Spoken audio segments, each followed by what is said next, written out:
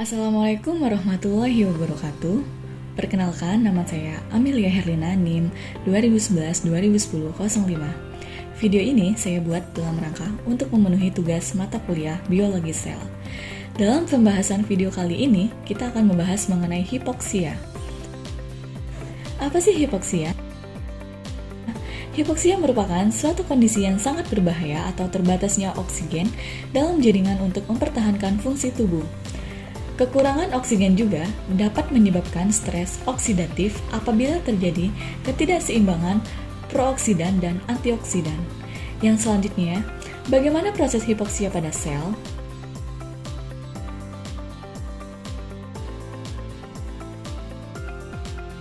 Sel dan jaringan akan mengalami hipoksia apabila pemasukan oksigen melalui sistem pernapasan tidak adekuat. Penyampaian oksigen oleh sistem kardiovaskuler tidak adekuat atau kurangnya hemoglobin. Oksigen diperlukan oleh mitokondria untuk fosforilisasi, oksidatif, dan pembentukan ATP. Spesifik katalase ketika terjadi hipoksia yang meningkatkan H2O2 sebagai substrat. Katalase akan meningkat pada hari pertama. Hal ini terjadi akibat proses kompensasi terhadap hipoksia. Yang selanjutnya yaitu, apakah hipoksia menyebabkan perubahan pada gen dan ekspresinya?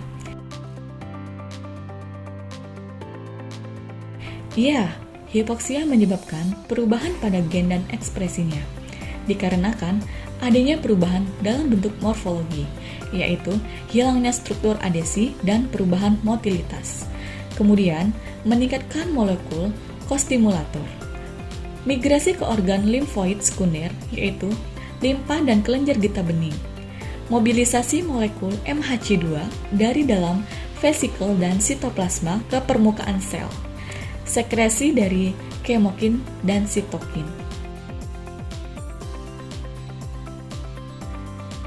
Yang selanjutnya yaitu jelaskan perubahan regulasi yang terjadi pada sel tersebut ketika mengalami hipoksia.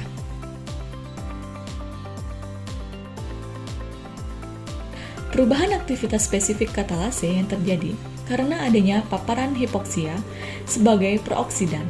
Terjadinya peningkatan aktivitas spesifik katalase ketika terjadi hipoksia yang meningkatkan H2O2 sebagai substrat. Katalase akan meningkat pada hari pertama. Hal ini terjadi akibat proses kompensasi terhadap hipoksia.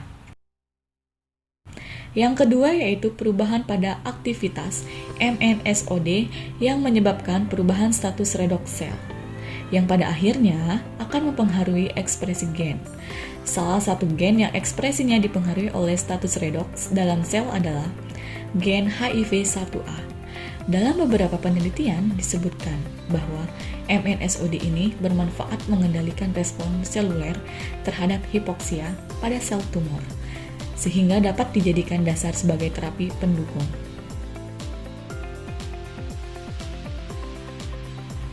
Kemudian, perubahan regulasi tersebut disertai protein apa saja yang berperan dan bagaimana prosesnya.